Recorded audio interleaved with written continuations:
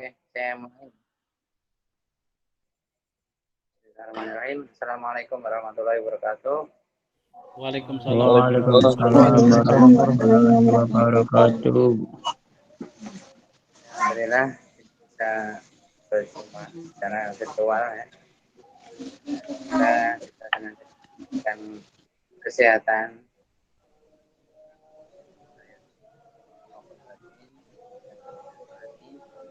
dan tak lupa bagi yang muslim saya ucapkan selamat berbuka ya. Sayang pertama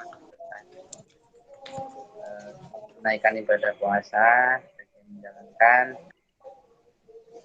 Mudah-mudahan kita bisa menjalankan ibadah Ramadan ini hingga selesai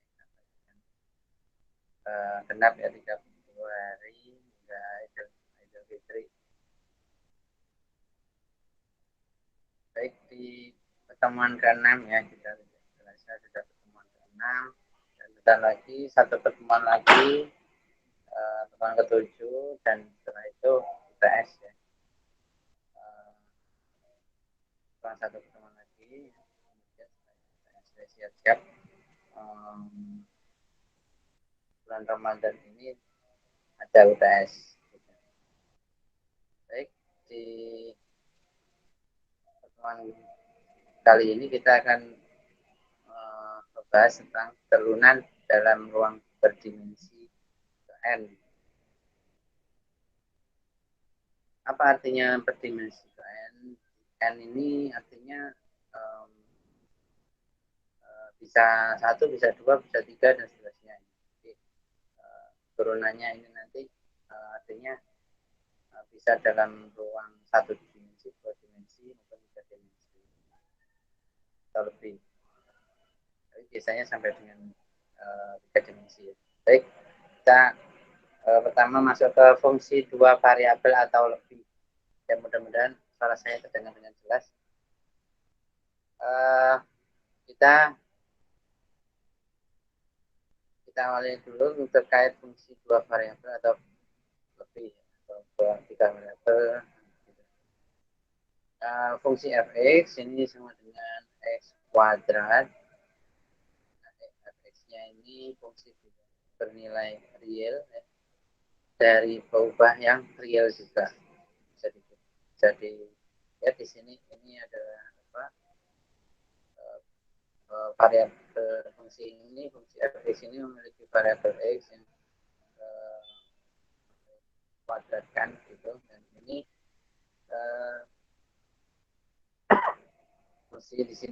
fungsinya yang fx ini bernilai bilangan real, maksudnya bernilai bilangan real. Bilangan real itu yang termasuk bilangan real adalah ya bilangan asli yang 1, 2, 3, 4 dan seterusnya, itu termasuk yang bilangan desimal atau bilangan desimal nggak masuk, sama bilangan negatif yang tidak desimal. Nah, kemudian fx ini yang berikutnya, yang x fungsi yang kedua, x sama dengan x pangkat 3 dengan koma pangkat x. Nah, di sini ini memiliki fungsi fx yang kedua ini fungsi bernilai vektor. Artinya vektor itu kan dia memiliki garis, memiliki kolom, atau bisa dikatakan di situ ada dua fungsi. Satu fungsi memiliki dua polinom. Ini yang pertama polinom x pangkat 3, yang kedua x pangkat x. Nah, di sini fungsi fx ini fungsi bernilai vektor dari peubah real. Jadi peubahnya atau x-nya ini adalah bilangan real. Dan fungsi bernilai real dari dua peubah real ini fungsi f yang memadankan setiap rangsangan terurut dari x, y dalam rangka D ini adalah daerah asal atau domain pada bidang dengan bilangan real f, fungsi f, x, y. f x, y ini sama dengan x kuadrat plus 3y kuadrat, misalkan seperti ini. Fungsi f x, y ini berarti kan memiliki dua peubah yaitu x dan y, di mana kedua peubah ini termasuk dalam satu fungsi f x, y. Nah, misalkan fungsi f x, y ini x-nya digantikan dengan 1 ya, kemudian y-nya digantikan dengan 4 gitu. Kemudian dimasukkan ke variabelnya, digantikan ya.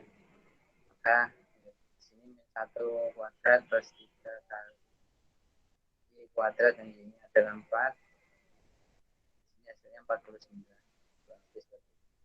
Nah, kemudian D tadi disebut sebagai daerah asal atau domain. Dengan daerah asal fungsi. Jika daerah asal atau domain tadi dari fungsi tidak definisi, maka himpunan D itu daerah asal atau domain berupa daerah asal natural atau natural domain. Ini himpunan semua titik x, y pada bidang di mana aturan fungsi nominatif berlaku dan menghasilkan suatu bilangan yang real. Contoh, fungsi f x, y sama dengan x kuadrat plus 3y. Ini daerah asalnya atau domainnya adalah seluruh dari bidang, ya, seluruh bidang gitu. Tidak ada batasan ya, yang bisa dimasukkan sebagai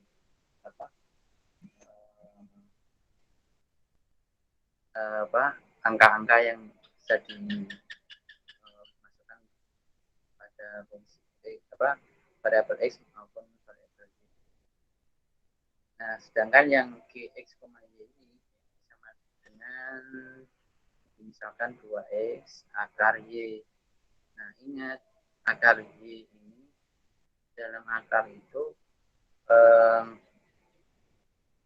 bilangan yang ada dalam akar itu tidak boleh negatif.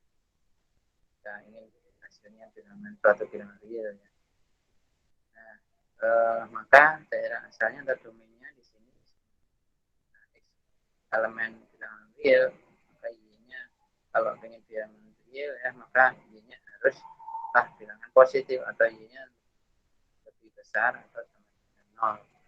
Nah, di sini akar dari tadi ya, bahwa di dalam akar itu harus nilainya positif. Kemudian daerah nilai suatu fungsi adalah nilainya. Z sama dengan fungsi f x, y, di mana x dan y-nya itu sebagai peubah bebas ya, atau variabel bebas. Kemudian z adalah variabel yang tak bebas. Ini variabel tak bebasnya atau variabel bergantung biasanya diistilahkan dengan dependent variable. Kemudian x dan y-nya sebagai independent variable gitu.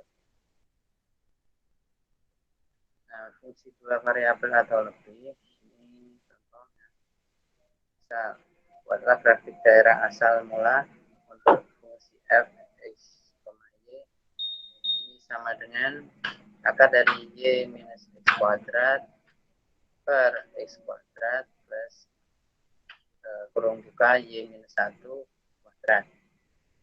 Nah, kita lihat di sini fungsi ini kan perintahnya untuk diminta untuk membuat grafik daerah asal ya. Daerah asal ini daerah asal itu adalah domain daerah asal dari fungsi ini ya. Kalau kita lihat di dalam akar ini adalah ada fungsi y minus x kuadrat. Nah, jadi syarat bahwa di dalam akar itu harus bilangan positif 0, 1, 2, 3 dan seterusnya itu positif. Dan dia positif. Nah, solusinya maka di sini y-nya sama dengan x kuadrat. Nah, y lebih besar dari x kuadrat gitu. Syarat. Kenapa? bisa menjadi seperti ini. Saya buat cara-caranya. Kenapa bisa muncul domain Y lebih besar dari X kuadrat? Karena di dalam akar ini, kalau kita jabarkan Y yang di dalam akar ya, Y minus X kuadrat, ini adalah lebih besar dari 0, gitu kan. Harus bilang positif. Nah, kalau minus X kuadrat ini pindah ruas ke kanan, ya, ini seperti ini sama dengan 0 plus X kuadrat, gitu kan. Kalau X kuadrat ini pindah ruas. Nah, ini tandanya minus, pindah ruas kan jadi plus ya. Ditambah, bukan per X kuadrat ya. Tapi plus X kuadrat. 0 plus X kuadrat. Sama dengan ruas kanannya adalah X kuadrat. Kalau 0 kan tidak bisa ditulis. Nah, seperti ini. Ini adalah asal mula kenapa ini tadi lebih besar dari X kuadrat. Dari sini alasannya. Ingat daerah domain atau daerah asal itu kita lihat dulu. Kalau yang ada di akar itu pasti jadi domainnya. Kalau nggak ada di dalam akar ataupun sebagai penyebutnya, biasanya semua bidang daerah asal seperti yang di contoh fungsi yang pertama tadi. Dan kemudian ini kalau 0,1 ini sebagai pembatas saja. Kalau nggak dibatasi nanti gambar ini tidak akan tidak ada batasnya ya, langsung hingga sana. Bapak mau nanya, Pak. Gimana? Maaf? Mau nanya. Ya, silakan. Emang gambarnya itu harus diarsir, Pak? Oh, diarsir ini hanya untuk menandakan bahwa yang domainnya itu domain dari ini dan ini itu adalah yang diarsirin gitu ya. Nah, ini kalau saya perjelas di sini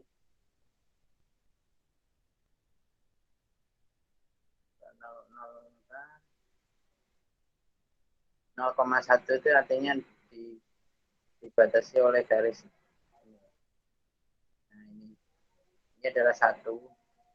Koordinat ini kan adalah 0,1.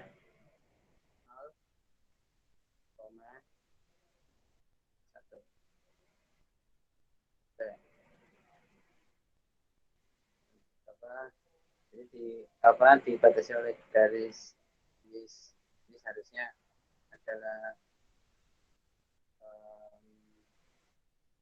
sama dengan 1 ya. Gitu. Nah, ini Y-nya yang ini Y lebih besar dari X kuadrat. Ya. Kita lanjut. Kurva ketinggian misalnya. Bapak, berarti arsirnya itu untuk menunjukkan titik temunya ya, Pak? Gimana? Berarti arsirnya itu untuk menunjukkan titik temunya antara Y sama X gitu, Pak? Domainnya. Oh, domainnya. Ya, Pak, makasih banyak. Karena tadi yang ditanyakan daerah asal. Oh, iya, ya, Pak. Iya, iya. Oke, saya lanjutkan. Kurva ketinggian setiap bidang mendatar Z sama dengan C. Motong permukaan dalam sebuah kurva. Proyeksi kurva pada bidang X, Y disebut sebagai kurva ketinggian. Dan kumpulan-kumpulannya disebut sebagai theta kontur. Nah, ini kalau 3D seperti ini. Ya. Kalau yang 2 dimensi seperti ini, bisa lihat kalau di maps itu apa gunung atau apa gitu konturnya seperti ini kan ya. Kemudian berapa kilometer. Pak, mohon maaf Pak, memotong. Untuk suaranya kejauhan Pak. Kadang kedengeran, kadang enggak. Itu ya. Iya Pak. Ini saya di teras rumah sih, mungkin ada angin, jadi suaranya agak volumenya saya perbesar. Baik, saya lanjutkan, mudah-mudahan bisa jelas suara saya. Saya lanjut turunan parsial. Parsial itu kan dari kata istilah parsial itu partial itu istilah asingnya itu sebagian, jadi turunan sebagian. Turunan parsial ini sebuah fungsi dua variabel atau lebih adalah terhadap salah satu variabelnya, di mana variabel yang lainnya bernilai konstan gitu. Artinya jika diturunkan parsial X gitu, maka variabel yang lain misalkan ada variabel Y, variabel Y-nya itu dianggap sebagai konstanta.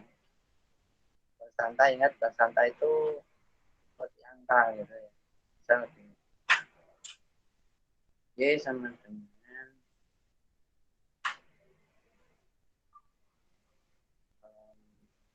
X plus B. A-nya ini sebagai apa? A-nya ini sebagai koefisien, X-nya sebagai variabel bebas, B-nya ini sebagai konstanta. Konstanta itu apa? Seperti ini. Konstanta.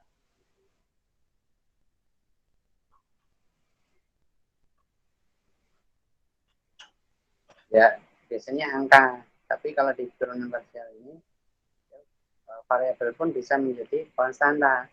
Seperti itu. Nah, ini rumusannya seperti ini ya, simbolnya. Fx, f indeks x ini artinya berarti diturunkan secara parsial dari fungsi fx, y ini.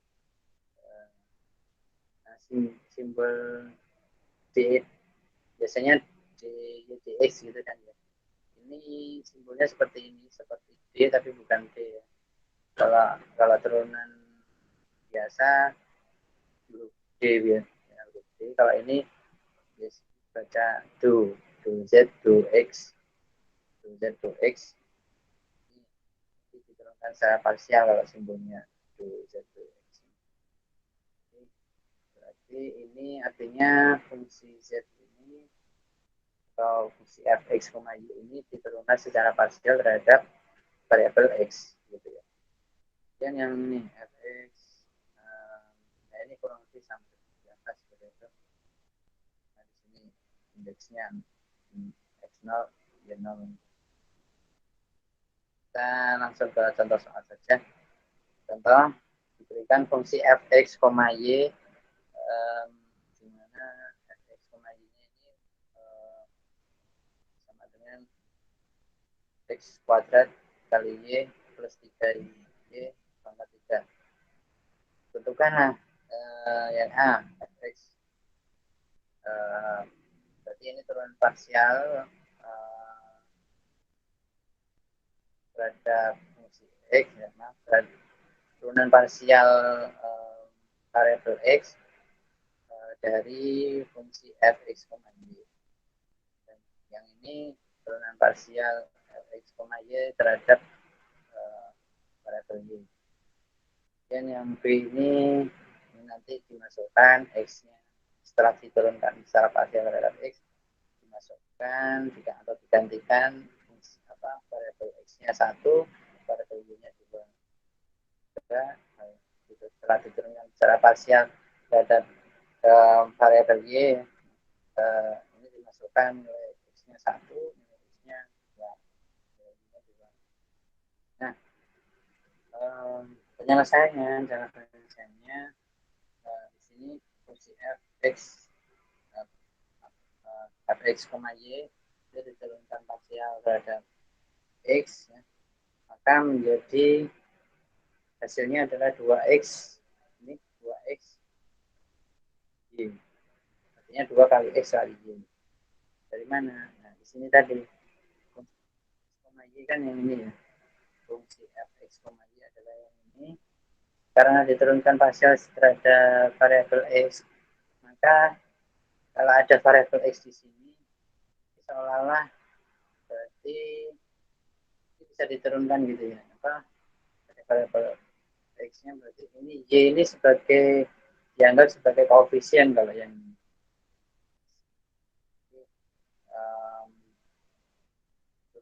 Turunannya ini terhadap secara parsial terhadap x adalah 2 y x sini. Kemudian yang ini karena nggak ada variabel x-nya, ketika diturunkan parsial terhadap x, maka ini dianggap sebagai konstanta, seperti yang tadi saya contohkan. Konstanta itu yang ini kan. Nah, kalau konstanta diturunkan itu apa? Konstanta kalau diturunkan seperti apa? Konstanta diturunkan adalah 0 ya. Di sini adalah 0. Maka di sini cukup hasil turunan parsial terhadap x-nya adalah dari fungsi f x sama y adalah ini 2 x y 2 kali x kali y.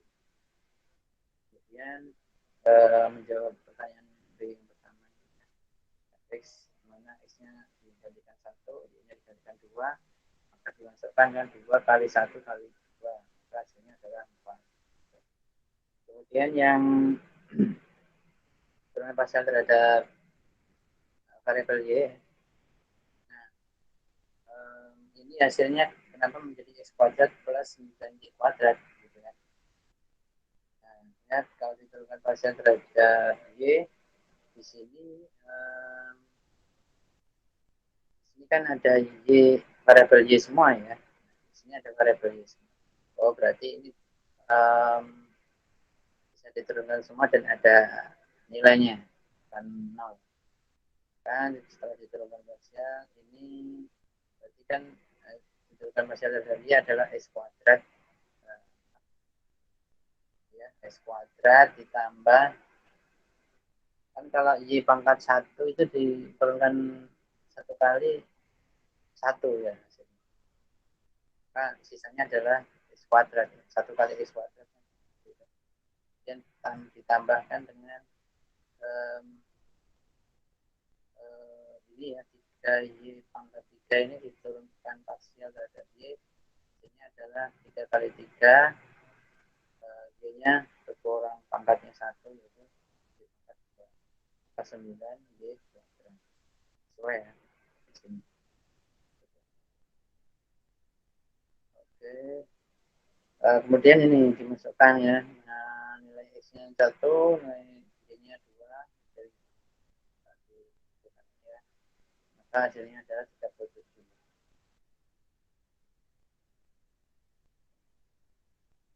Masih contoh soal turunan parsial ini tapi agak kompleks ya.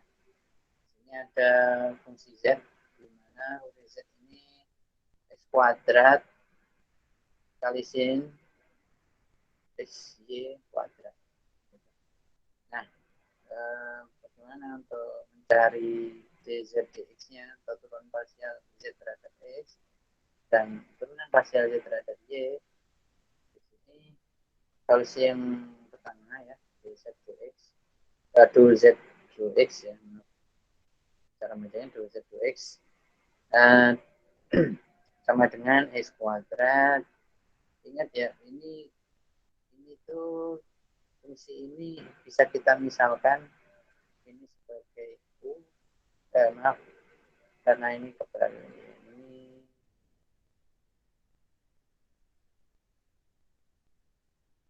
oke nggak apa-apa lah, ini u, yang ini b. Sudah kita misalkan seperti itu. Ingat rumus yang di kalkulus pertama ya, turunan kalau ada perkalian u kali v gini ya, maka turunannya menjadi aksen ya, dan pertamanya itu berarti kan u v aksen ditambah aksen P. P-nya nambah jauh. Gitu.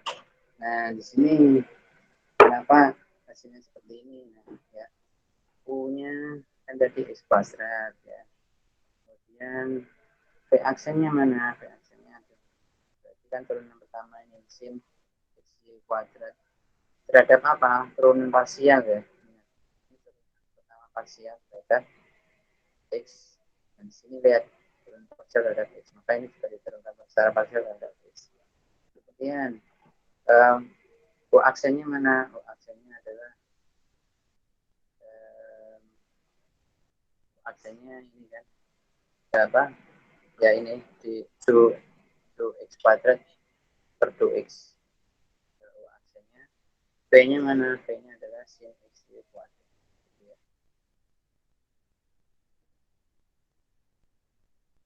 Setelah itu kita dapatkan di sini mana pusatnya. Maaf Pak, suaranya nggak jelas Pak. Masa?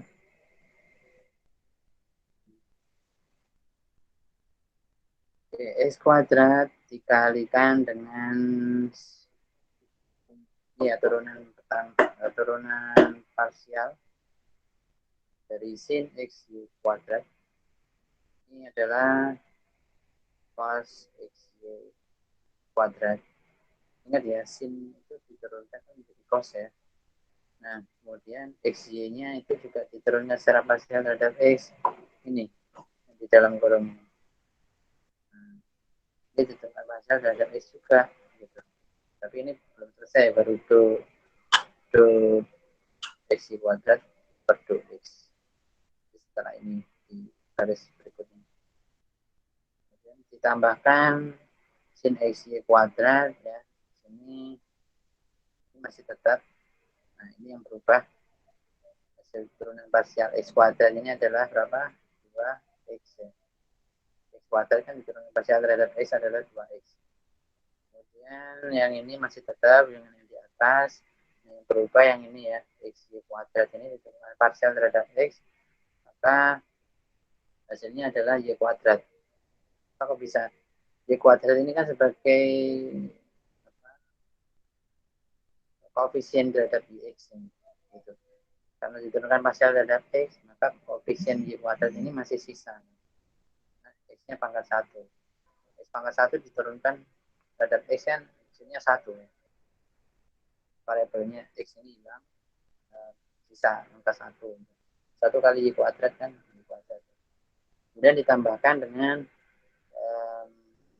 posisinya dipindahkan ke span 2X ini ke sini. Kemudian sin X Y kuadrat ini di sini belakang. Tidak ada perubahan, cuma berubah posisi aja. Kemudian X kuadrat Y kuadrat yang ini dipindahkan ke depan ya Y kuadratnya. Ingat selalu kalau biasanya aturan penulisan trigonometri kosin ini ditaruh di paling belakang kalau ada perkalian seperti ini. Makanya ini dipindahkan Y kuadrat ini ke belakang. Maaf ke depan. Kemudian ini masih tetap karena udah di depan semua ya 2X. Nah, setelah itu inilah hasilnya, hasil turunan parsial terhadap X. Kemudian turunan parsial terhadap Y adalah rumusnya sama seperti ini, cuma diturunkan parsial terhadap Y gitu aja. Caranya kalau nanti sama dengan yang di atas, ini X kuadrat, yang ini turunan parsial sin X kuadrat terhadap Y. Ini kalau diturunkan parsial terhadap Y adalah tetap ya sinnya jadi cos. Ini diturunkan parsial terhadap Y, maka menjadi di sini yang di bawahnya ini. Parsial terhadap Y ini kan berarti X-nya sebagai koefisien menjadi 2XY. 2XY mana ini? Nah, ini kenapa 0 ini? Ya, segini banyak menjadi 0. Nah, coba lihat di sini. do X kuadrat per do Y. Ya, di sini karena nggak ada variabel Y ya, berarti X kuadrat ini dianggap sebagai konstanta ya, kayak angka gitu ya. Angka diturunkannya menjadi 0 ya. Itu kuadrat per do Y hasilnya 0. 0 dikalikan sin X kuadrat hasilnya tetap gitu. Oke, makanya ini 0 maka di sini tidak ada. Kemudian ini 2x ini dipindahkan ke depan seperti yang tadi ya. Aturan penulisannya trigonometri itu di paling belakang seperti ini. Nah, ini adalah hasil akhir dari hasil akhir turunan parsial Z terhadap variabel Y. Ya, lanjut. Turunan parsial tingkat Izin bertanya, Pak. ya, silakan. Soal yang tadi itu bisa tolong ya itu yang sin x y kuadratnya tuh diturunin bukan cuman sin x y kuadratnya doang ya, berarti sin x y kuadrat sendiri, x y kuadratnya juga sendiri gitu, Pak. Iya, ini ya, ini dan Iya, ini ya. Pak. Nah, Iya.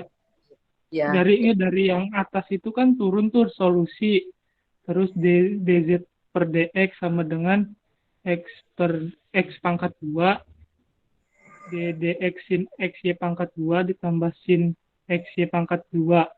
Itu berarti emang satu-satu itu sin x y-nya diturunin jadi cos, kemudian x y kuadratnya juga diturunin gitu, Pak ya? iya, iya, iya, Nggak sepaket dia, Pak.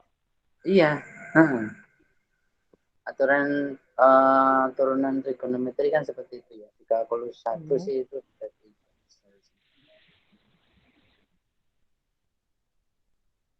Baik, Pak. Saya lanjutkan. Oke, di turunan parsial tingkat tinggi ini sebenarnya ya turunan parsial seperti yang tadi, cuma ini di double gitu ya. Rangkap. Ini diturunkan parsial terhadap X, kemudian diturunkan parsial lagi terhadap X. Jadi double rangkap. Istilahnya biasanya do kuadrat F per do X kuadrat. Ini berarti kalau penulisan seperti ini F fungsi F ini diturunkan secara parsial 2 kali terhadap variabel X. Gitu. Kemudian yang sebelah kanan ini F ini atau do Y, do F do Y ini sama dengan do kuadrat F per do Y kuadrat. Ini artinya fungsi F ini diturunkan secara parsial terhadap variabel Y sebanyak 2 kali. Kemudian yang ini fx ini turunan parsial F terhadap variabel X dulu, baru setelah itu diturunkan parsial terhadap Y. Ingat, urutannya ini ya, X, X, Y. Jadi diturunkan secara parsial terhadap X dulu, kemudian diturunkan parsial terhadap Y. Maka misalnya bisa seperti ini, do kuadrat F per do Y do X. Ini sama, nanti hasilnya sama antara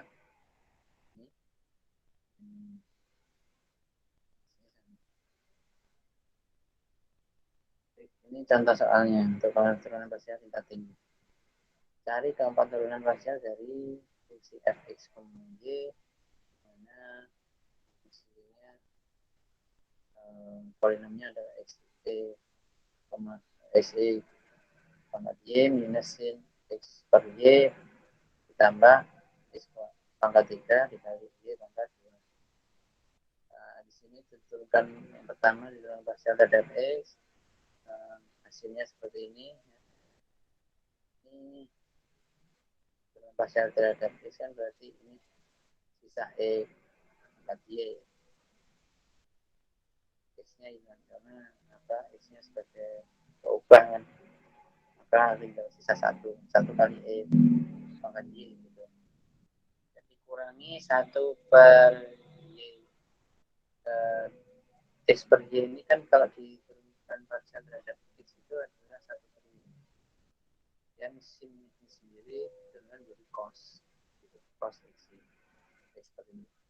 ditambahkan dengan ketika ini X pangkat 3 kali Y pangkat 2 ini diturunkan parsial terhadap X, maka X pangkat 3 nya ini berubah menjadi 3X kuadrat, Y pangkat 2 nya tetap ya, Y pangkat 2 nya ini dianggap sebagai kayak koefisien X pangkat 3, makanya tetap. Kemudian ini FY X Y, berarti ini artinya turunan parsial terhadap Y ya. Nah, ini ditentukan parsial X Y pangkat Y ini ditentukan parsial, hasilnya tetap X Y pangkat Y dan minus ditentukan parsial terhadap Y kan. Maaf Pak, saya potong Pak. Ya, silakan. Itu Silakan. kalau itu sebenarnya angka apa sih Pak? Konstanta atau apa ya Pak? Iya, konstanta ya. Nilai Jadi dari eksponen. Kalau di kalkulator yang saintifik itu ada kan ya, nilai X nilai E itu sama dengan 2 koma atau 3 koma gitu kan ya Pak?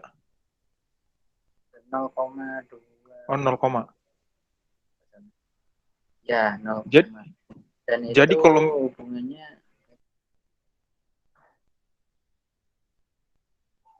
ini tuh LN. Jadi kalau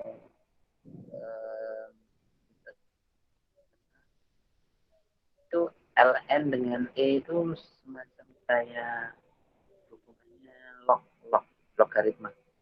ln E. Logaritma masih ingat? Iya Jadi iya. sama dengan C. Jadi Pak, kalau misalnya dipangkatin variabel, terus kita turunin atau kita integralin, hasilnya sama dengan bilangan itu sendiri Pak. Nah, tetap hasilnya tetap tidak berubah. Jadi kalau misalnya E pangkat Y dipangkatin lagi X plus 1, diintegralin, nanti jawabannya jadi apa Pak?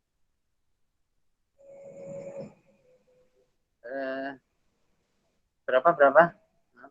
Misalnya Y pangkat pangkat 2, terus dipangkatin lagi duanya itu. Y pangkat 2 pangkat X gitu.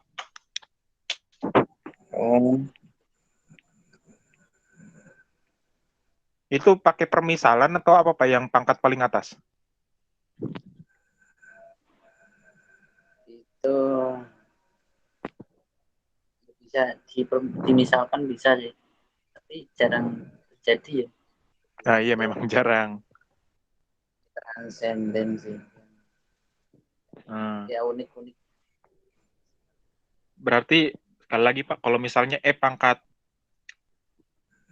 persamaan kuadrat, misalnya E pangkat X kuadrat plus 2X plus 5 gitu. Kalau diturunin nanti jawabannya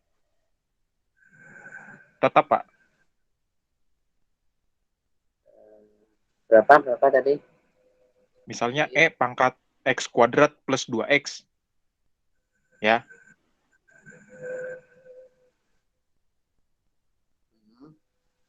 Seandainya kita turun. Ya, seandainya diturunkan. Nanti tetap E pangkat 2X. Turunannya 2E pangkat 2X. 2E pangkat 2X.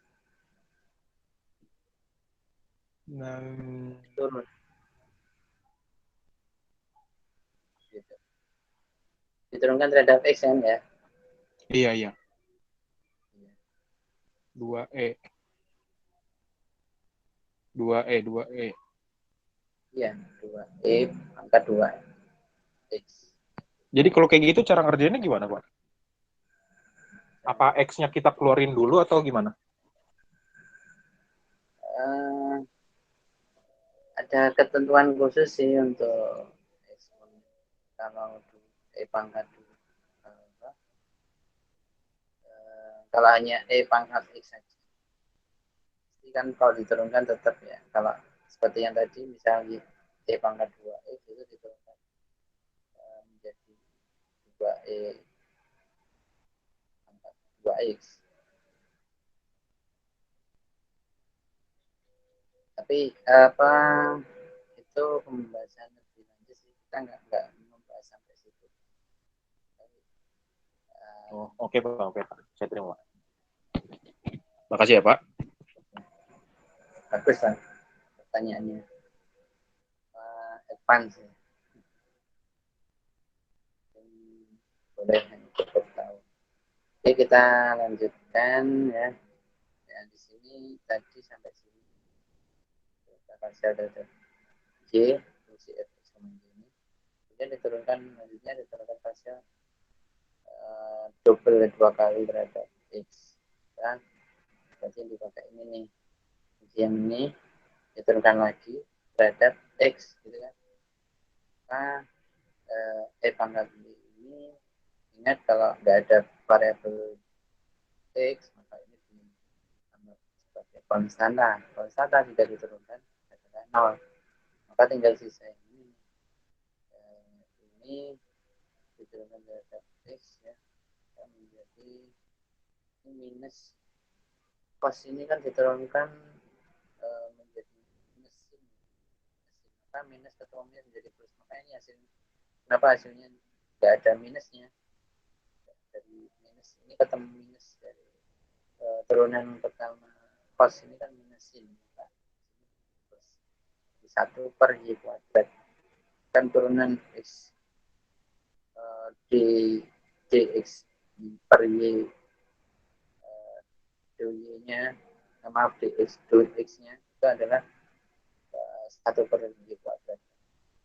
Jadi kali sin y ditambah turunan parsial yang ini terhadap variabel x, maka sisanya adalah 2 kali 3 6 ya, 6 x y kuadrat sesuai dengan ini diturunkan parsial terhadap y sebanyak 2 kali, maka berarti yang ini ya, ini diturunkan 2 kali, maaf, diturunkan 1 kali lagi secara parsial terhadap variabel y. X y-nya ini ya tidak ada perubahan ya di sini. Dan x per y kuadrat kali cos x per y. Ingat di sini berarti pakai cara yang tadi, pemisalan. Yang ini dimisalkan sebagai u, yang ini dimisalkan sebagai p. Nanti lebih panjang lagi. Hasil akhirnya adalah bentuk seperti ini. Ini langsung hasil akhirnya ya. Kalau di rinci masih panjang ini. Ya, memerlukan waktu. Hasil akhirnya seperti itu. Kemudian fx y berarti kan bisa dipakai turunan yang hasil turunan parsial x ini ya, dari sini ke bawah ini diturunkan terhadap variabel y. Nah, ini masih sisa pangkat y ini masih minus x per y pangkat 3. Ini diturunkan parsial terhadap x kan apa, ini dianggap sebagai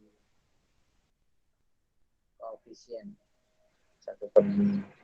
Nah, cos x ini diturunkan parsial terhadap x, maka jadi sin x y karena diturunkan parsial terhadap y, x per y itu diturunkan parsial menjadi minus ya, minus y pangkat 2 kan, maaf, minus y pangkat minus 2. Nah, dibawa ke bawah menjadi y pangkat 2 kan, minus y pangkat 2 ketemu minusinnya.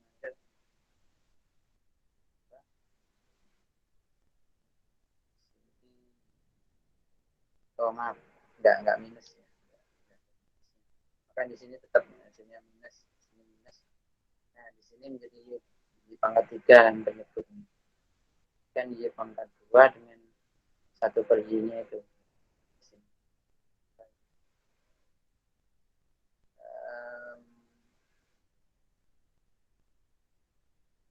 Oh ini juga maaf ya, ini juga dimisalkan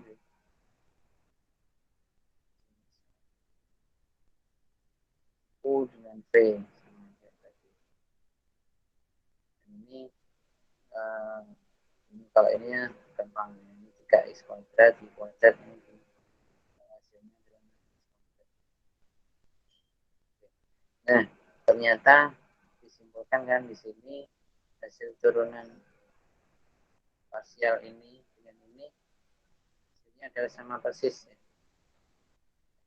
Antara ini dengan ini hasilnya sama, maka turunan parsial fx itu sama dengan turunan parsial fx.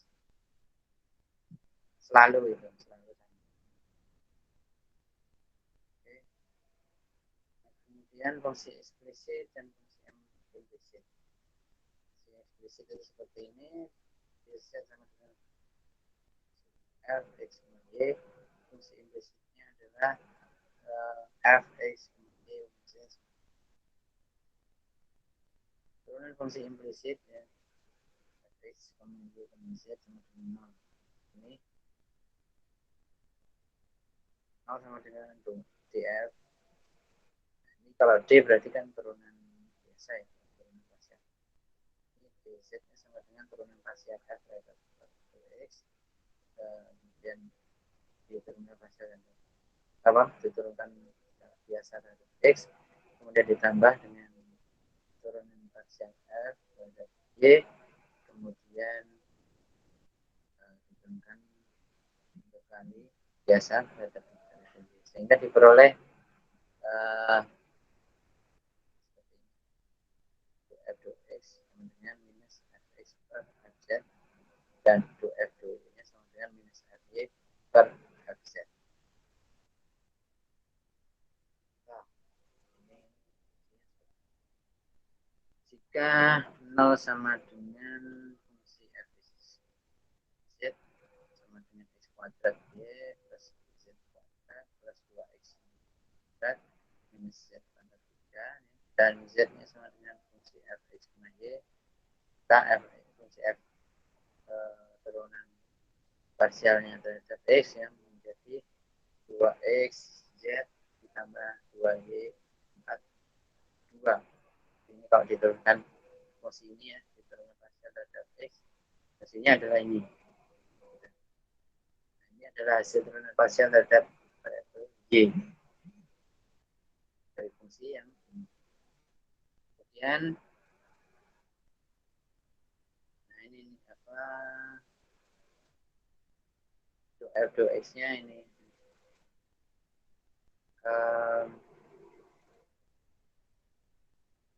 ini setelah diturunkan parsial terhadap x, ini setelah diturunkan parsial terhadap y, yang tadi kan fx itu diturunkan lagi secara biasa terhadap variabel x,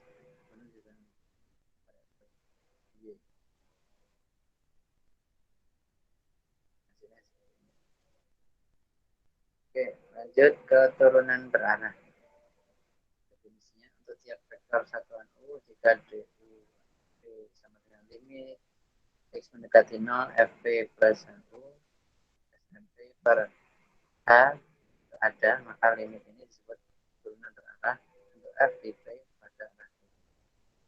Namanya jika f memiliki turunan parsial secara kontinu di sekitar p, maka f memiliki turunan berarah di p pada arah U sama dengan U1 I plus U2J dan DU RP sama dengan U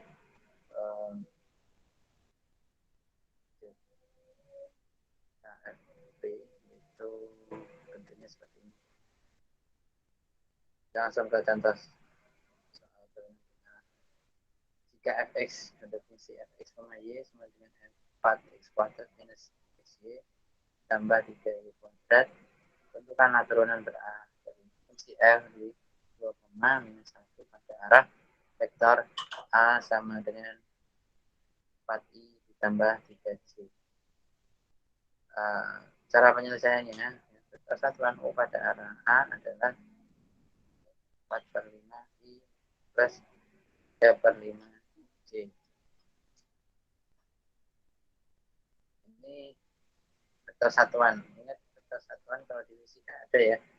Vektor satuan itu kan 5 ini dari hasil jumlahan kuadrat ini. Ya, kita kuras tuh. 4 kuadrat tambah 3 kuadrat hasilnya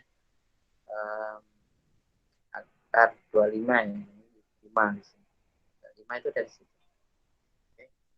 Lanjut di sini fx x, y, fungsi fx, y diturunkan parsial data x, maka ini hasilnya 8i minus y.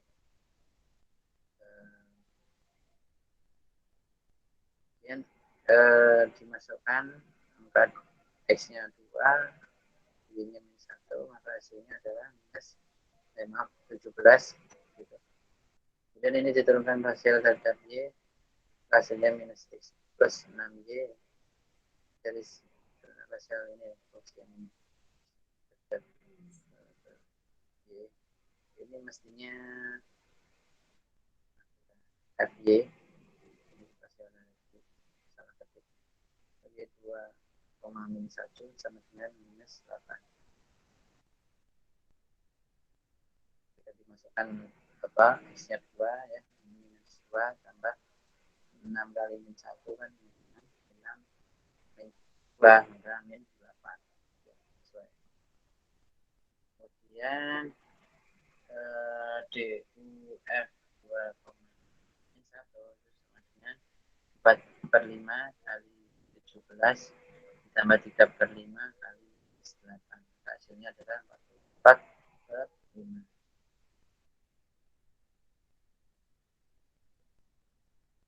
Ini contoh yang lain bisa dibaca.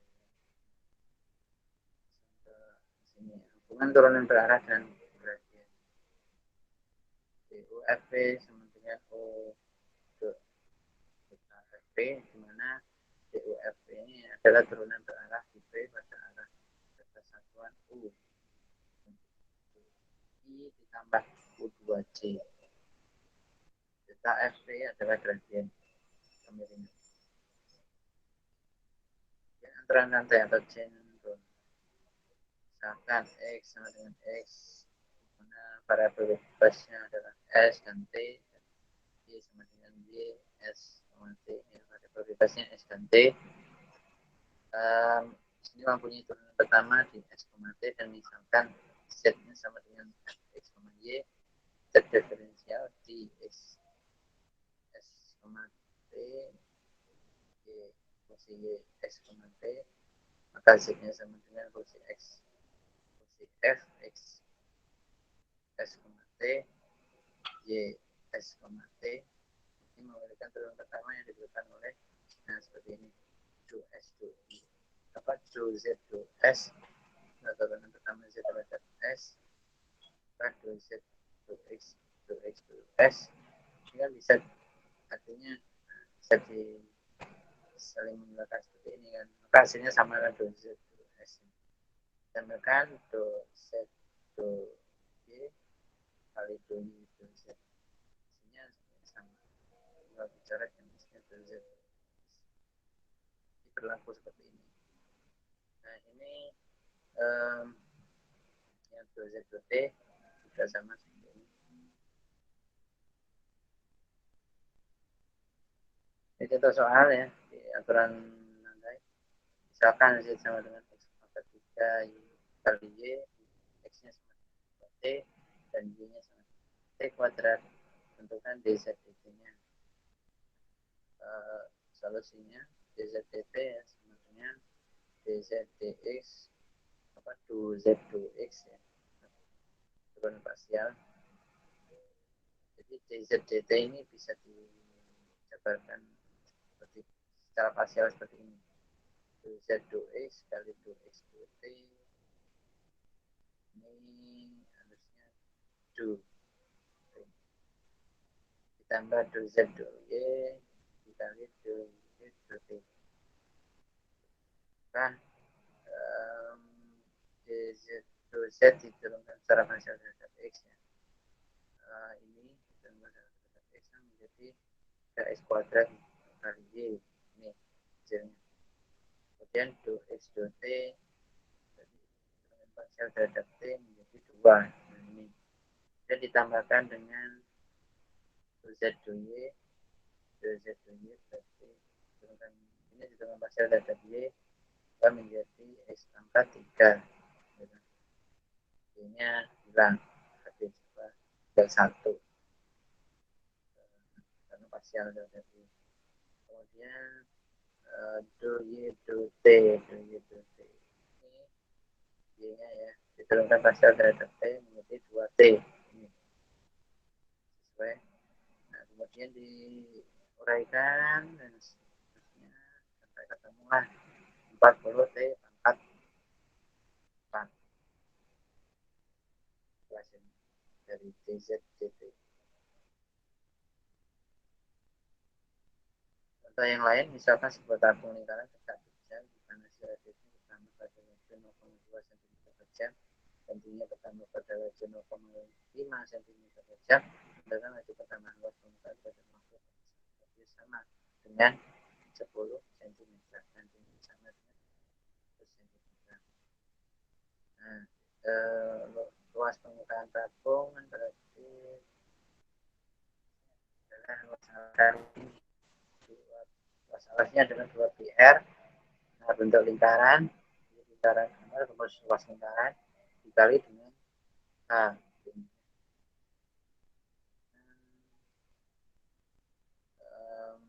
Ditambahkan lagi 2 PR kuadrat.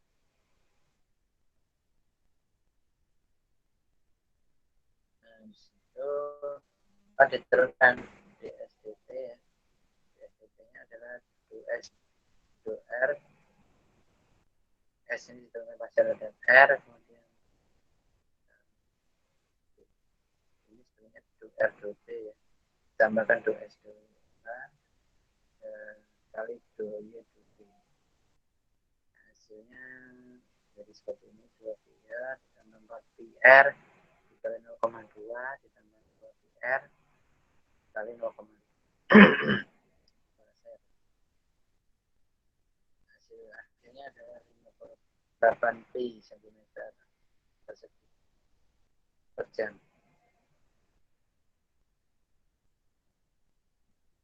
Ini contoh yang lain nanti bisa dipelajari. Baik, sampai sini.